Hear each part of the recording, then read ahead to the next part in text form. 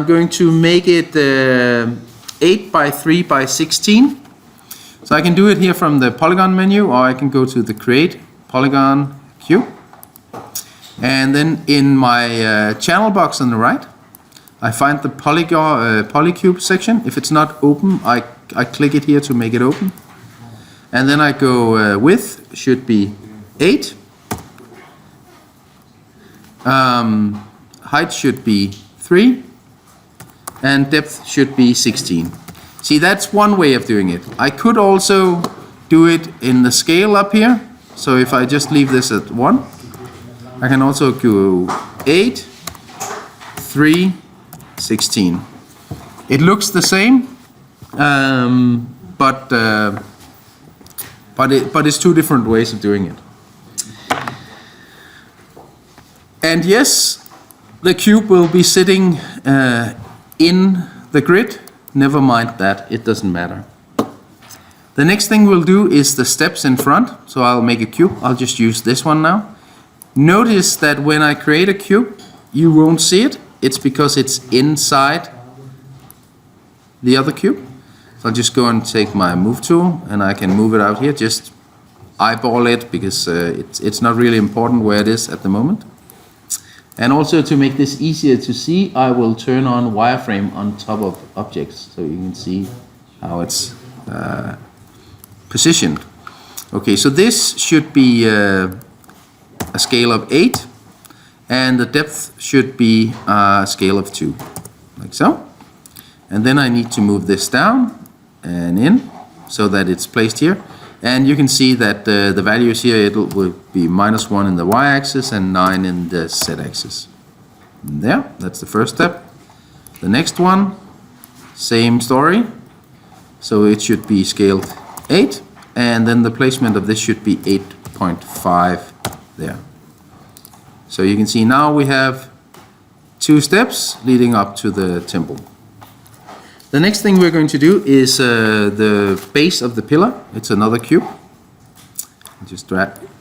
See, that happens sometimes. Then I can just undo there, and then drag it up, move it over. It should be around here. The scale in the y-axis should be 0.5. And here you have to notice, you can't use the comma sign. That will not work. You can see it just resets. You need to use the period. So period 5. That will make it a half. And then we need to just place it sort of where it should be.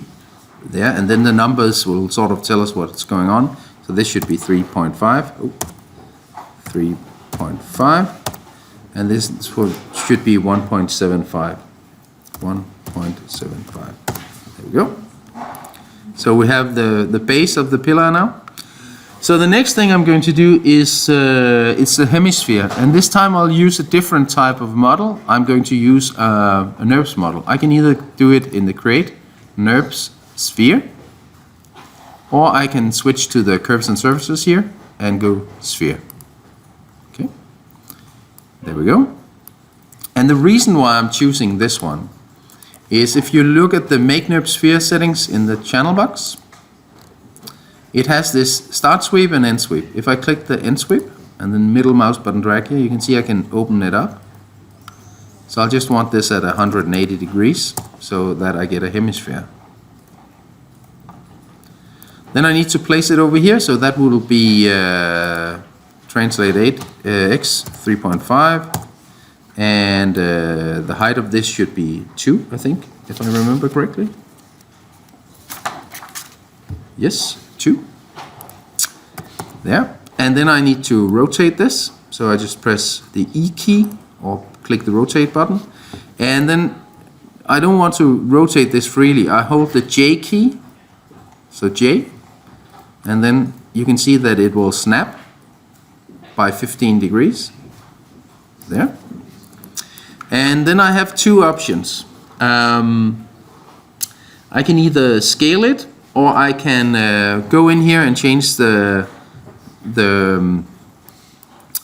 radius of it. So I go in here and say 0.5, so I get it half the size. Go to my scaling options, and then I can scale it down so I get something like this. And I might even just make it slightly smaller just to make it look a little more nice. Something like this. Good.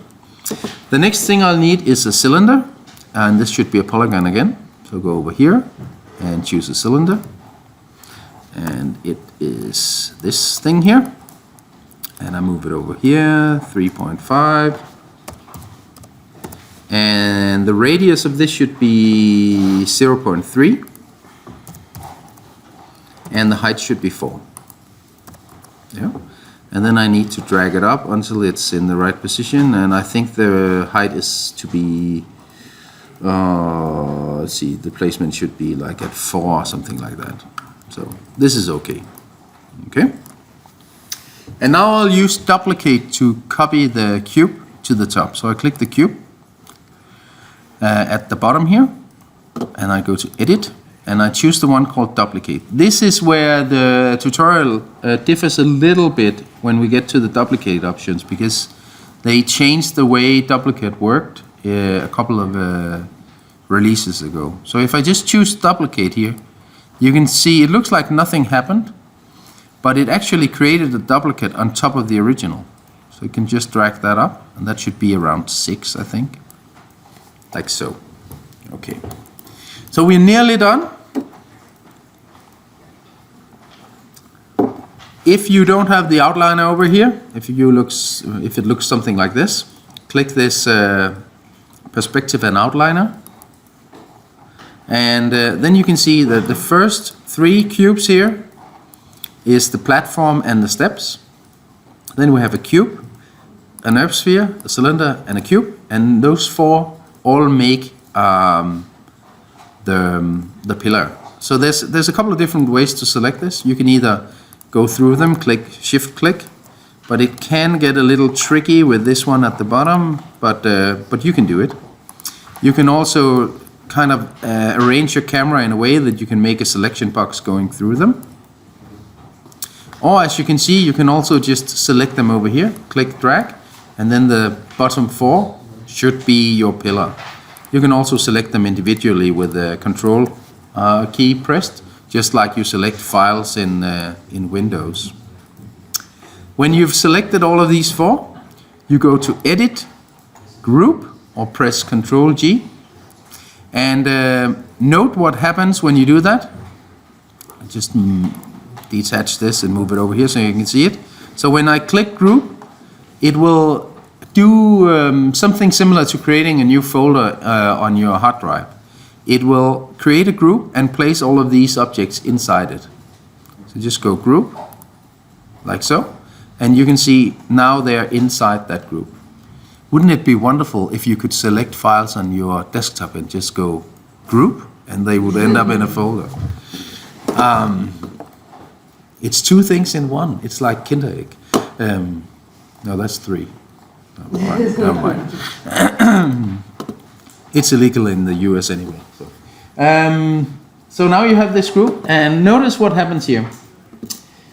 You still have these models individually, so they can still be moved around. But if you choose the group, you can move that as a whole assembly. What happens when you create a group is that it will create that group with its pivot point or reference point at the center of the grid. So even though I had grouped something that was 30 light years away, it would still get a center at the middle of the grid. What you can do is to go Edit, Modify Center Pivot, and that will then move that point to the center of whatever you have selected. But it's not important here. So now I have this group. I'll just collapse it again. So I just see group. I could also rename this pillar. There, just double click it and give it a name. I drag this to the end here, and you can see it should be minus 7.5, I guess. Yeah, so that is at the very end. Okay, and then I need to duplicate these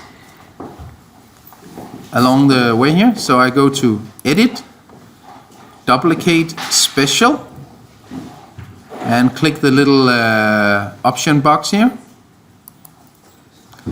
And then what I want to do now is that I know I want to have 8 pillars going down this way. And I want them with the spacing on 1. So I want to create a duplicate of this moved 2 units over. So every time it makes a copy, it should move it by 2 in the z-axis. So x, y, z. And I wanted to do it 7 times, because then I have the original plus 7 new ones. Okay? So I say 7 here. So when I click duplicate now, you can see it creates 7 new copies. And it creates, it numbers them because it doesn't like things being named the same over here. So I just close this, and I could also go reset up here to just zero everything out. Close. Then I select all of my pillars, and it's a really good idea to do it over here, because if you do it over here, you select like the top, one of the pieces of it, not the actual pillar. So it's a good idea to do it in the outliner. Then I go to edit, duplicate, the normal one. And then you can see it creates 8 new ones.